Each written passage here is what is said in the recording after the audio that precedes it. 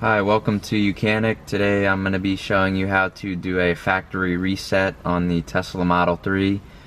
This is helpful if you go to sell the car, and it'll clear all your settings and everything for the next owner, so they can go through and make their own driver profiles and set up their phone, and all your settings will be cleared. So how to do this is to go to the bottom left hand corner of the home screen and click the car icon to bring up the controls. Then you go to service and scroll down here to factory reset.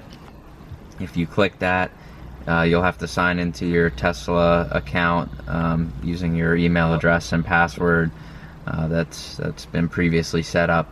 And then after that, you will hit continue, and then it'll start resetting everything.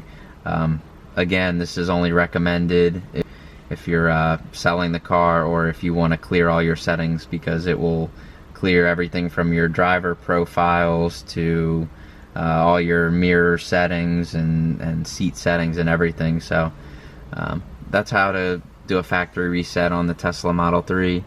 Thanks for watching.